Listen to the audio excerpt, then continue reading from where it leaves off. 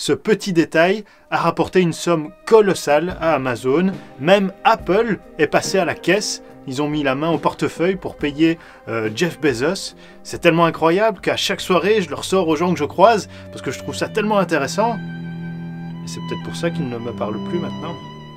Soit, tu as certainement déjà fait des achats en ligne.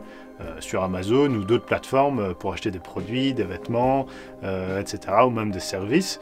Et donc tu trouves ça bien pratique, par exemple à la fin, de ne pas devoir à chaque fois, au moment de payer, indiquer ton numéro de carte, la date d'expiration, puis ton adresse, de vérifier toutes les informations. C'est quand même beaucoup plus facile, une fois que tu as choisi ton produit, en 1 ou 2 clics, de dire ok j'achète et livrez-moi ça. Et bien ce système d'achat en un clic a rapporté énormément d'argent à Amazon. Et pour bien comprendre, il faut revenir un petit peu en arrière, en 1997.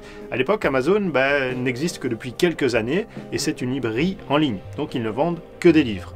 Pourtant, Jeff Bezos, à l'époque, voyait déjà grand, très très grand. Il avait compris qu'un élément essentiel pour progresser dans le monde de la vente en ligne, c'était l'expérience d'achat. Il faut que l'utilisateur puisse acheter le plus facilement et le plus rapidement possible son produit. Donc il faut qu'il le trouve simplement, qu'il puisse payer et passer la commande facilement et qu'après il se fasse livrer très vite.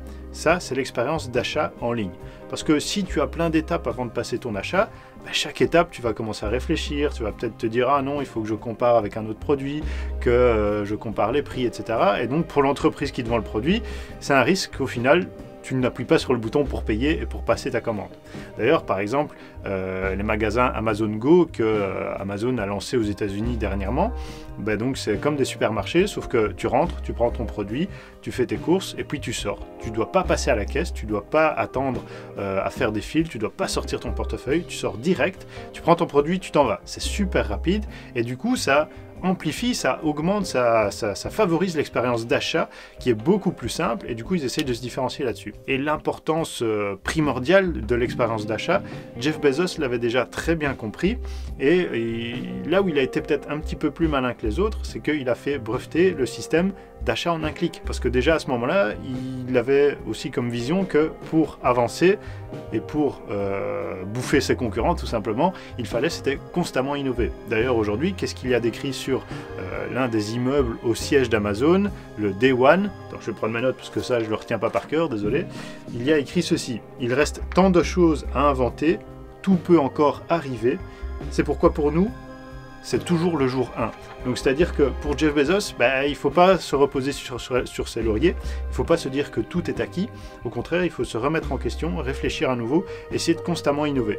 Et donc chaque année, Amazon dépose des centaines de brevets, et ce brevet pour l'achat en un clic en fait partie.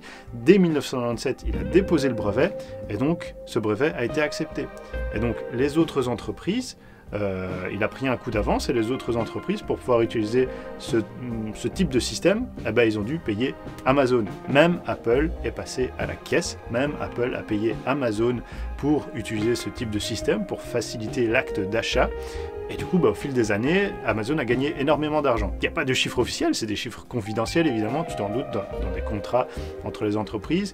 D'après toutes les sources que j'ai pu consulter, on parle de plusieurs milliards de dollars. Mais évidemment, il y a des entreprises qui, au début, ils n'ont pas voulu payer directement l'argent et qui ont contesté le brevet et qui ont dit, écoutez, ce brevet, il n'aurait pas dû être accepté parce qu'au final, c'est juste enregistrer les données du client pour les recoller à la fin au moment de passer commande. C'est pas un brevet ça. Et malgré tout, Amazon a réussi à garder ce brevet, il n'a pas été annulé. Et donc de 1997 à 2017, Amazon a pu utiliser ce système et se faire payer par d'autres entreprises qui voulaient également l'utiliser. Résultat, Amazon a fait d'une pierre deux coups en quelque sorte. C'est-à-dire que dès 1997, ils ont pris de l'avance sur ses concurrents en ayant un système d'achat plus simple et plus rapide. Et donc, ça permettait aux clients de se dire je dois acheter un bouquin, je ne veux pas aller chez Truc Bidule Chouette où il me faut 10 minutes pour passer commande, je vais aller chez Amazon, je choisis mon livre, et puis après, en un clic, je peux acheter le bouquin et me le faire livrer. Donc je vais chez Amazon. Donc ils ont déjà pu prendre de l'avance par rapport à leurs concurrents et fidéliser davantage les clients et en attirer d'autres. Et puis en plus, pendant 20 ans, ils ont gagné de l'argent grâce à cette licence qu'ils accordaient d'utilisation à d'autres entreprises. Donc ils ont fait d'une pierre deux coups. Je trouvais ça assez incroyable. Je te mets la source, ma source principale, un bouquin que j'ai lu pour trouver ça en description. Je l'ai confronté avec d'autres sources qui confirmaient l'élément. Le brevet a pris fin en 2017 et je tenais à te partager ça.